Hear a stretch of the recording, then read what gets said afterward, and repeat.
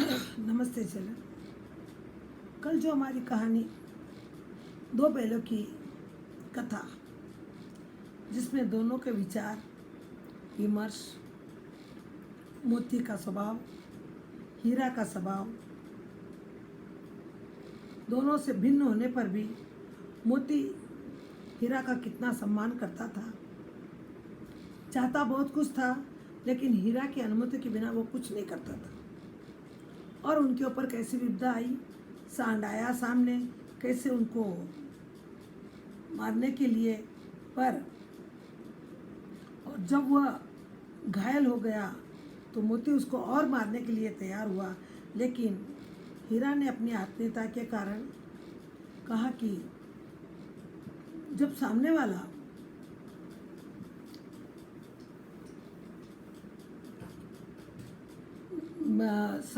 जब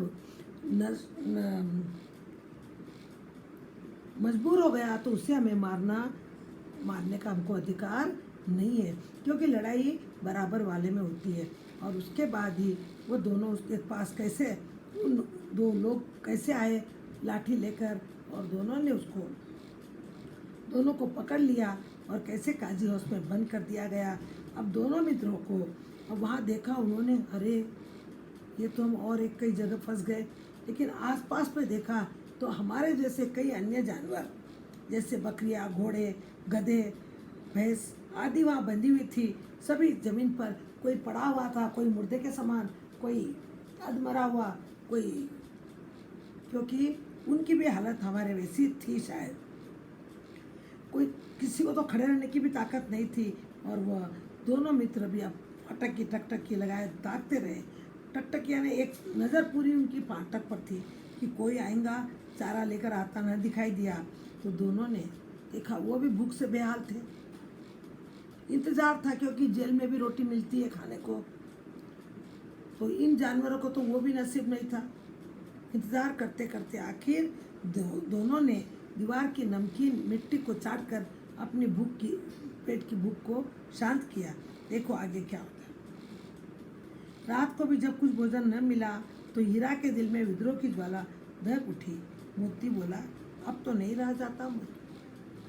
मोती से बोला, अब तक मोती बोलता था, लेकिन आज का जो विद्रोह की ज्वाला में जो जल रहे थे कि हमने कुछ नहीं किया, और यहाँ पर कम से कम चारा तो मिलना चाहिए, वो भी नसीब नहीं है, तो अब भूख के मारे परेशान है। तो हीरा ने कहा मोती से, बहुत मुश्किल, अब क्या करें। मोती ने सिर लटकाए हुए जवाब दिया, मुझे तो मालूम होता है प्राण निकल रहे हैं। इतनी जल्दी हिम्मत ना हारो भाई, यहाँ से भागने का कोई उपाय सोचिए। उसने कहा, ठीक है, तुम्हारी बात बिल्कुल सही है, लेकिन इतनी जल्दी हार मत मानो। अब सोचो, आइडिया करो कि हम यहाँ से कैसे भाग चले। जाओ, आओ दीवार तोड़ डालें। उसने कहा, चलो दीवार तोड़ेंगे अपने सिर से, मुझसे तो अब कुछ नहीं होगा, बस इसी बुते पर अकड़ते थे। मोती बोला, मेरे अंदर तो दीवार तोड़ने की भी ताकत नहीं है। तो फिर उसने कहा, एक कहावत, इसी बुते पर अकड़ते तो अपने आप को बहुत ताकतवर समझ रहे थे। ताकतवर तो वो होता है जो मुसीबतों का सामना करता है। तुम तो अभी हार गए। ऐसी बात बोलकर मोती को कैसा उकसाता है हीरा। इससे सारी अकड़ निकल गई उसकी। बाड़े की उसको गुस्सा आया, अरे मुझे ऐसे बोल रहे हैं। तो फिर उसके अंदर जोश आ गया, और बाड़े की दीवार कच्ची थी, हीरा मजबूत तो था ही। अपने नुकीले सींग दीवार में गड़ा दिए, जोर मारा तो मिट्टी का एक चिप्पड़ निकल आया। फिर तो उसका साहस बढ़ा, उसने दौड़ दौड़ कर दीवार पर चोटें की। हर चोट में थोड़ी थोड़ी मिट्टी गिरने लगी। इस जमाने में मिट्टी की दीवारें रहती थी, आप कैसे सीमेंट की और रेती कंकरी रहती थी। थोड़ा मारा, चलो भाई मैं करता हूँ, तो एक दो बार सींग मारा। उनके पास तो हथियार पहले बताई मैं, जानवर के हथियार के पास कोई बंदूक नहीं, कोई गोली नहीं, कोई चाकू नहीं, तलवार नहीं, वो अपने सींग के द्वारा ही लड़ाई करता है। सींग से करो, माथे से करो, यही हर एक जानवर के पास में यही रहता है। उनके पास न चाकू है, न छुरा है, न लकड़ी है, न कुछ। तो उसने वो दीवार को मारा तो थोड़ी थोड़ी दीवार क्या होने लगी, गिरने लगी।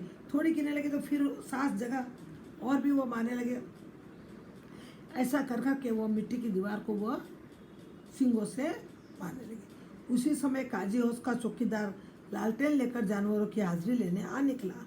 इस उज्जटपन को हीरा का उज्जटपन देखकर उसे कई डंडे रस्सी दिए, मोटी सी रस्सी से बांध दिए।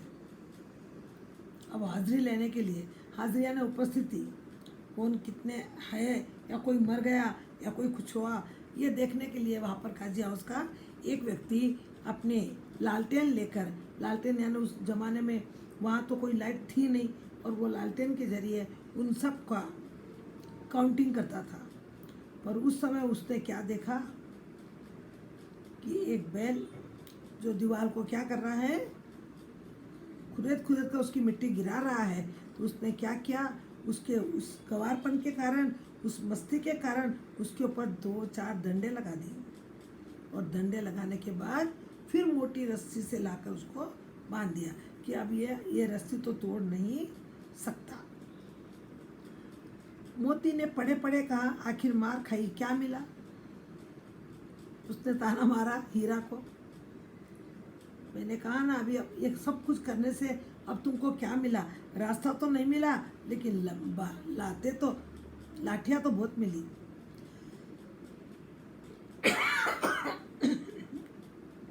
क्या मिला? अपने बूते भर जोर तो मार दिया। उसने कहा कोई बात नहीं, थोड़ा मैं अपने जितने में मैं कर सका वो तो मैंने काम कर दिया। ऐसा जोर मारना किस काम का कि बंधन में पड़ जाए। तुमने जोर मारा सही है, लेकिन ऐसा जोर किस काम का जो अब तुम्हारे ऊपर ही बंधन पड़ गए, तुम्हारे ऊपर ही लाठियाँ पड़ गई और तुमको रस्सी से झगड़ा गया। पहले कम से कम तुम आज़ाद तो थे, अब तो तुमको रस्सी से बांध दिया, तो देखो तुम्हारा को क्या मिला। जोर तो मारता ही जाऊंगा, चाहे कितने ही बंधन पड़ते जाए। अब हीरा का साहस, अब तो मोती करता था वैसा, लेकिन अब मोती के अंदर उतना दम नहीं था कि वो कुछ करे। और हीरा उसके लिए भी और अपने लिए भी वो बोला, जब तक मेरे अंदर सांस है, भले ही मुझे बंधन क्यों न पड़ जाए, लेकिन मैं ये काम को करूँगा और दीवार को गिराऊंगा। जोर तो मारता ही जाऊंगा, चाहे कितने ही बंधन पड़ते जाए। जान से हाथ धोना पड़ेगा मुहावरा। अभी इतने जोर मारे तो 4-5 लाठियाँ मिल गई और बंधन पड़ गया रस्सी का। अब और मारोगे तो क्या होगा, तुमको शायद ये काजी हाउस का व्यक्ति तुमको पूरा ही मार देगा। जान से हाथ धोना पड़ता, तुम्हारे प्राणों का अंत हो जाएगा। कुछ परवाह नहीं, यो भी मरना ही है। सोचो दीवार खुद जाती तो कितनी जानें बच जाती। इतने भाई यहाँ बंद है, किसी की देह में जान नहीं है। 2-4 दिन और यही हाल रहा तो सब मर जाएंगे। हीरा ने कहा, देखिए हीरा की हमदर्दी, दूसरों के प्रति कितनी करुणा। उसने बोला, मालूम है मोती मुझे, लेकिन जब तक मेरे अंदर प्राण है तब तक मैं ये दीवार को गिराने का प्रयत्न करूँगा। फिर मुझे भले ही वो मार दे, लेकिन ये लोग जो शायद अगर ऐसा ही हाल रहा तो 1-2 दिन में ये पूरे अपने आप ही मर जाएंगे, तो ये तो कम से कम यहाँ से निकल जाएंगे। इसलिए मुझे ये काम करना है।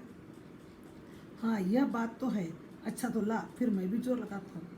मोती को भी जोश आया, क्योंकि दोनों भी परोपकारी थे, अब स्वार्थी नहीं थे। उसने बोला, हाँ ये बात ठीक है, हम 2 मरेंगे तो हमारे पीछे 100 लोग जिंदे रह जाएंगे। जो बेचारे अगर ऐसी हालत रही तो सारे के सारे मर पड़ेंगे। इनमें जान नहीं है, नहीं तो ये भी हमारे साथ दीवार तोड़ने में लगते थे। बेचारे कितने दिन के भूखे हैं। ये बात, हीरा की बात मोती के भी ध्यान में आई और मोती बोला, चलो अब मैं भी तुम्हारे साथ दीवार तोड़ने का काम करता हूँ। मोती ने भी दीवार में उसी जगह सींग मारा, थोड़ी सी मिट्टी गिरी, फिर हिम्मत बढ़ी, फिर तो वह दीवार में सींग लगाकर इस तरह जोर करने लगा मानो किसी प्रतिद्वंदी से लड़ रहा हो। आखिर कोई 2 घंटे की जोर आजमाई के बाद दीवार ऊपर से लगभग 1 हाथ गिर गई। उसने दूनी शक्ति से दूसरा धक्का मारा तो आधी दीवार गिर पड़ी। देखिए, मेहनत कभी बेकार नहीं जाती है। अच्छाई कभी भी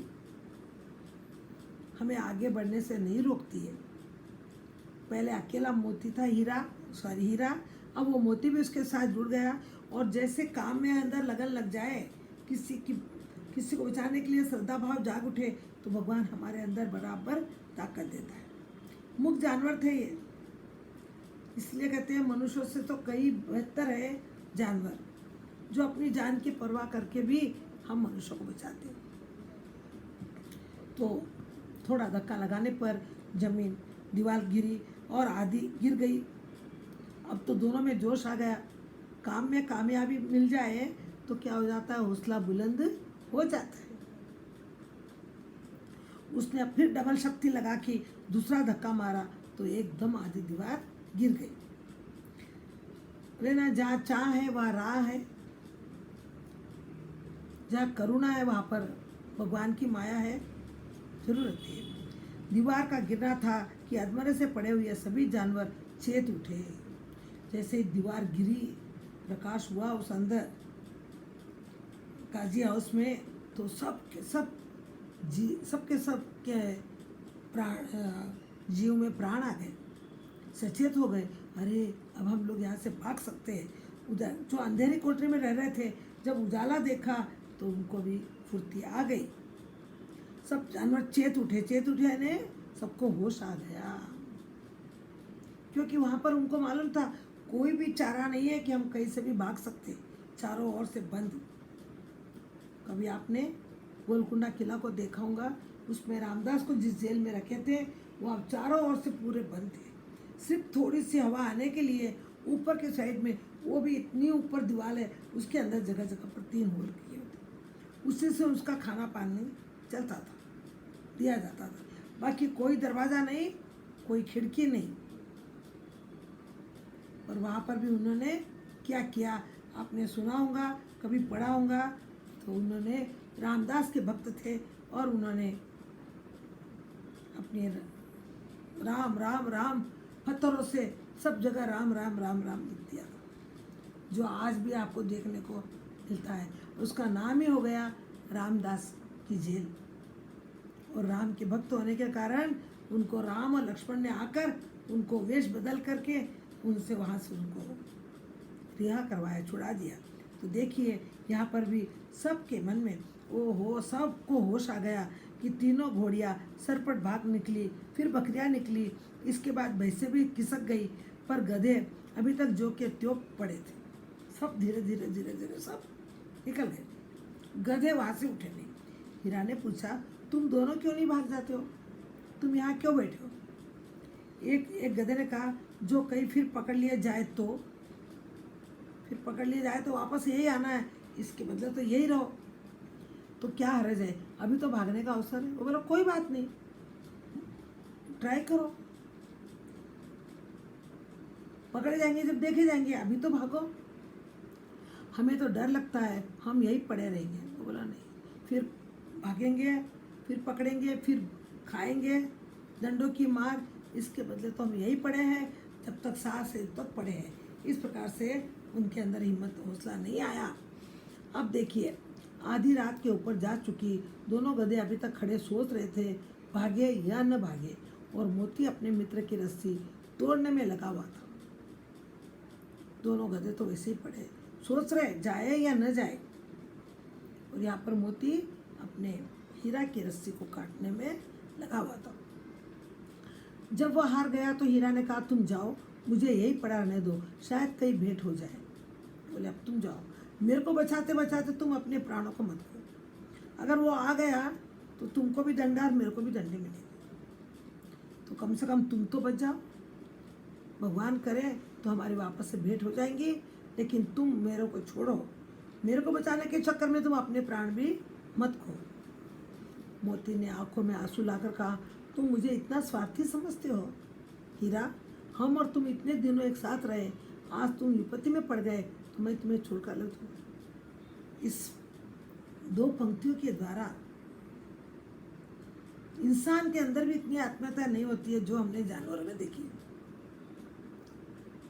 जो मोती कभी कभी हीरा से क्रोधित हो जाता था, बोलता था कि तुम भी मरोगे और मुझे भी मराओगे, मैं तो चला, मैं नहीं रहता तुम्हारे साथ। पर वो कुछ क्षण की बात थी, लेकिन आज तो उसके साक्षात यह बचने का पूरा पूरा मौका था। और हीरा ने कह दिया।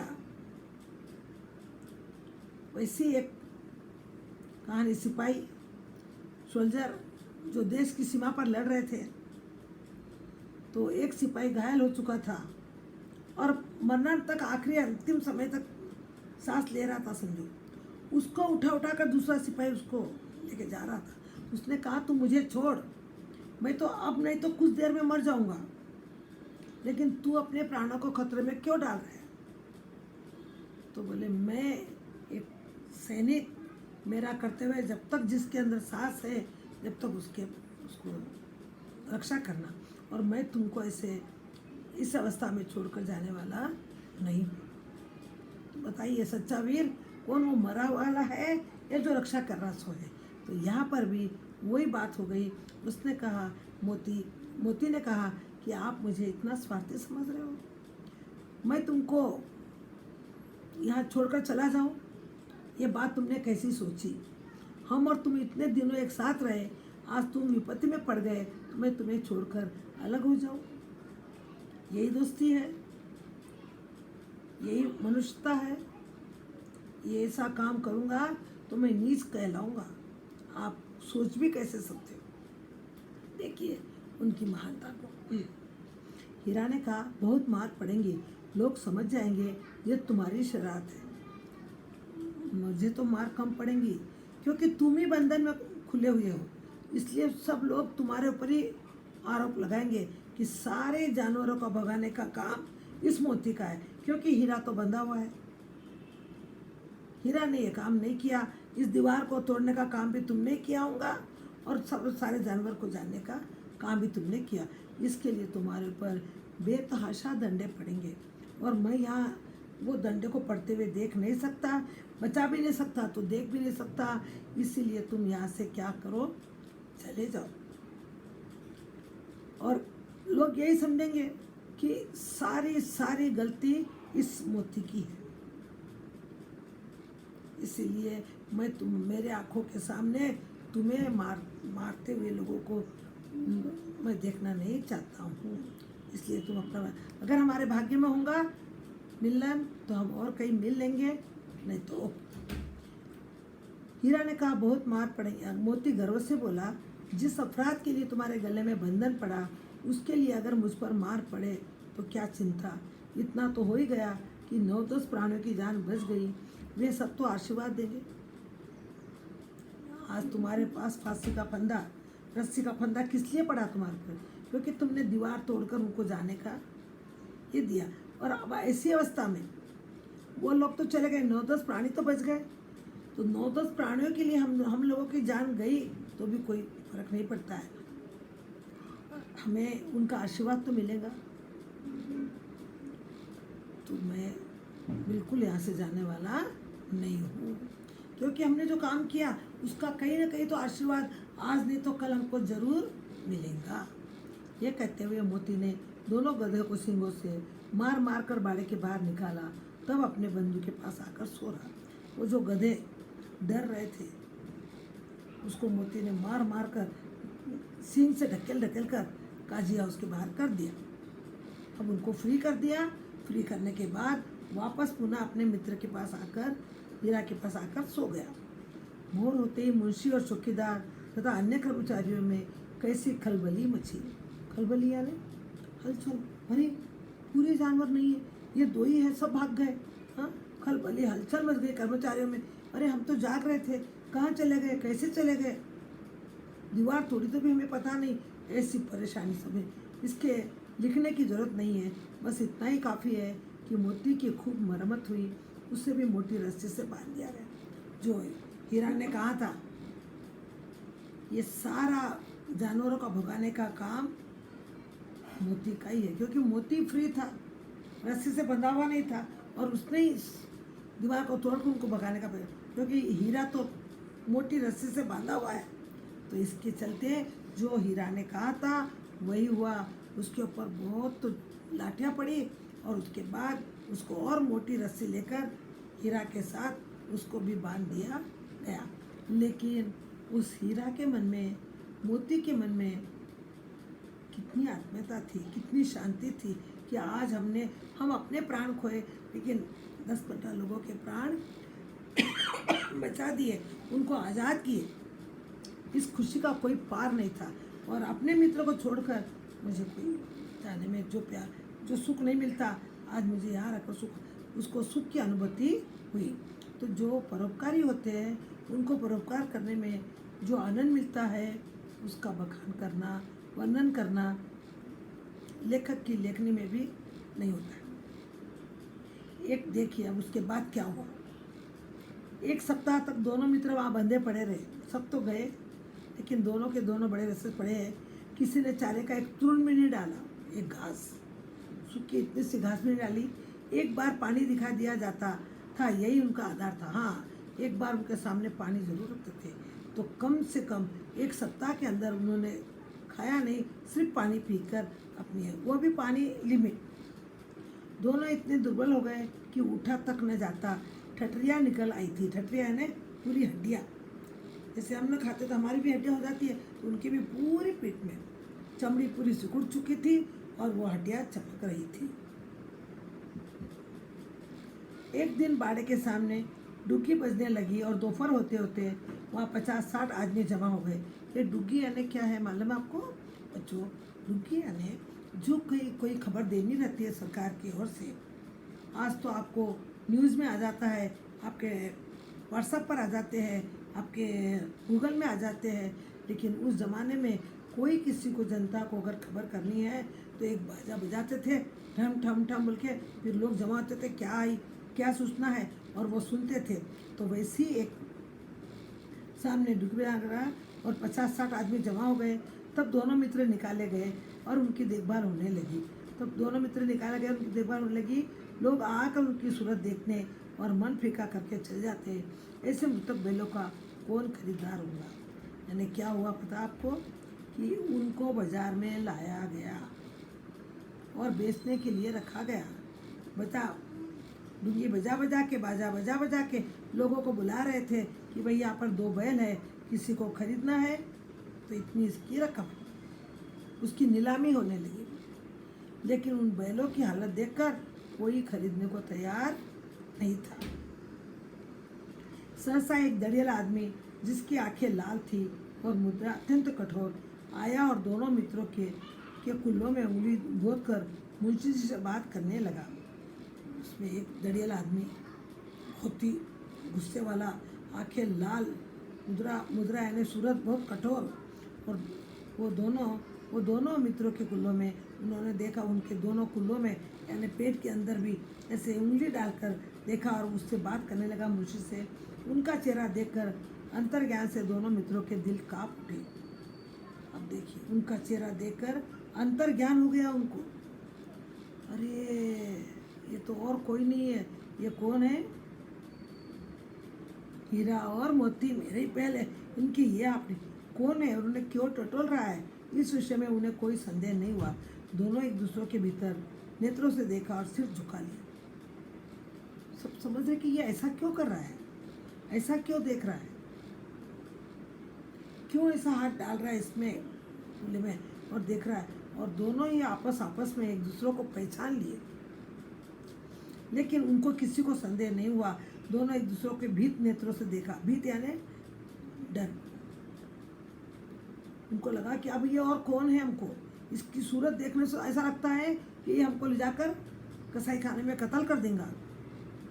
लेकिन अब कोई चारा तो था नहीं, सिर झुका लिया अपना कि जो होगा सो होगा, यहाँ भी मरना है वहाँ भी मरना है। हीरा ने कहा, गया के घर से नाग भागे, अब जान न बचे। अब उनको याद आ रहा, अरे वहाँ पर कम से कम सूखी घास तो मिलती थी, पानी तो मिलता था, हम बेकार ही उसके घर से भागे, तो आज हमको देखो, आज हम कसाई के हाथों जा रहे हैं, कत्ल खाने में जा रहे हैं हम लोग। पर अब क्या करेंगे, कोई चारा नहीं है। मोती ने हर्ष श्रद्धा के भाव से उत्तर दिया, कहते हैं, भगवान सबके ऊपर दया करते हैं, उन्हें हमारे ऊपर क्यों दया नहीं आती? भगवान को दोष दे रहा है मोती कि हमने इतना उपकार किया, इतने लोगों को बचाया, उस बच्ची को भी हमने बचाकर वहाँ से भागे, लेकिन ये भगवान हमारे ऊपर दया क्यों नहीं कर रहा है? कैसा है ये भगवान? भगवान के लिए हमारा मरना जीना दोनों बराबर है। चलो अच्छा ही है, कुछ दिन उसके तो रहेंगे। एक बार भगवान ने उस लड़की के रूप में हमें बचाया था, क्या अब वो न बचाएगा? अब वो उस लड़की को याद कर रहे हैं, क्योंकि वो लड़की इनके नज़र में क्या थी? भगवान थी। क्यों भगवान कही गई? कि वह उनको वहाँ से छुड़ाने में मदद करी, और जब तक वहाँ थे तो सबकी नज़र में जाके 2 रोटी उनको ज़रूर खिलाती थी। तो वो सोचा वो लड़की नहीं, हमारे लिए कोई दूत है, भगवान का दूत बनकर वो आती थी।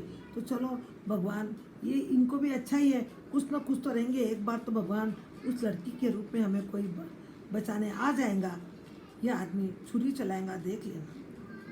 मालूम हो गया वो दड़ियल था, आंखें लाल लाल थी। इससे पहचान गए कि वह व्यक्ति कौन है? कसाई।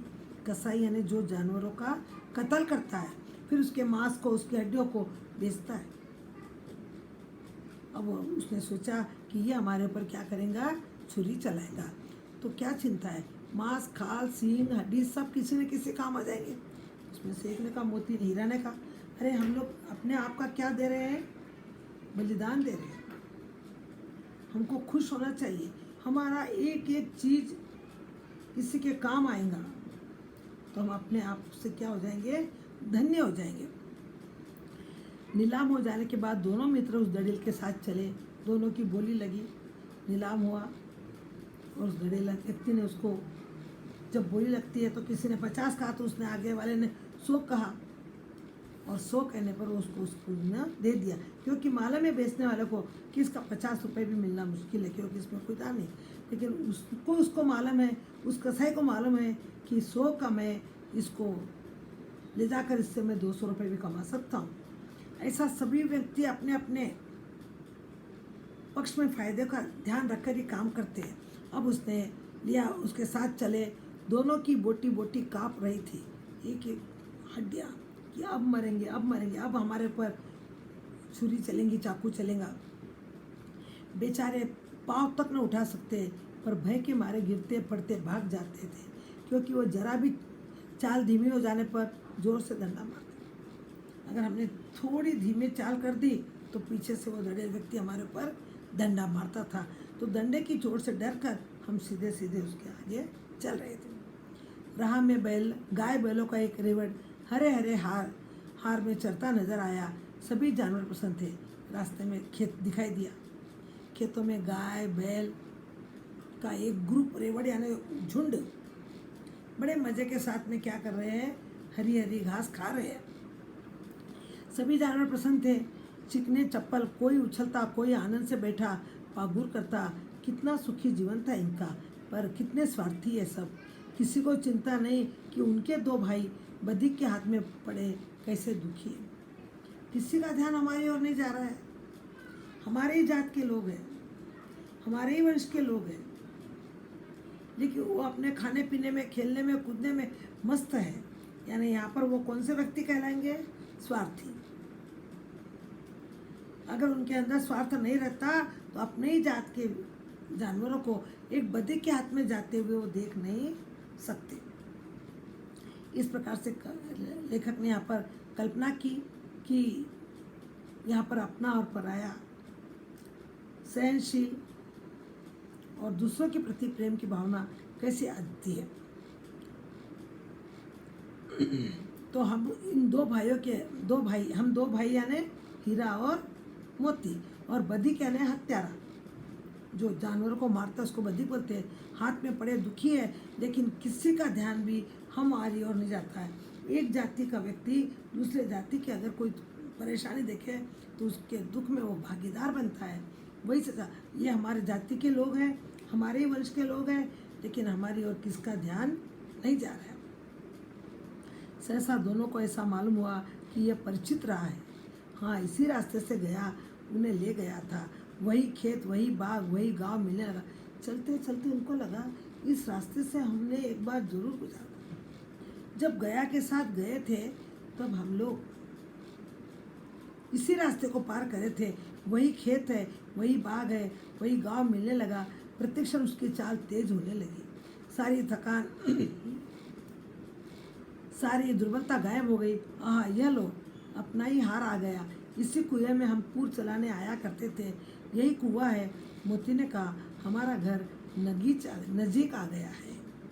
यानी एकदम घर के सीमा में आने पर उनको ऐसा लग रहा कि अब हम अपने सीमा में अपने मातृ जैसा कोई व्यक्ति अपने देश से कहीं जाता है और वापस अपने देश में आता है तो अपने घर का उससे जो आनंद होता है वो कहीं, चाहे कोई घूमने जाओ, कहीं भी जाओ आप, तो 8 दिन, 4 दिन, 10 दिन, 15 दिन बाद में तो हमको अपना ही घर याद आ जाता है। उसी तरह से मोती और बैल को भी अब वो रास्ता अनजान नहीं लगा। अरे ये जाना पहचाना है। और वहाँ पर मोती ने कहा, अरे हमारा तो घर बिल्कुल पास आ गया है। हीरा बोला, भगवान की दया है, हम घूम घूम कर वापस कहाँ आ गए, अपनी जगह पर आ गए। इस खुशी में वो दोनों आगे क्या होगा आने वाले पीरियड में मैं आपको समझाऊंगी। और इस कहानी के द्वारा, इन जानवरों की नसीहत के द्वारा हमें यह सीखना है कि मानवता सभी में होनी चाहिए। हीरा और मोती इस कहानी के माध्यम से हमें अपने जीवन पर भी प्रकाश डालना चाहिए। धन्यवाद।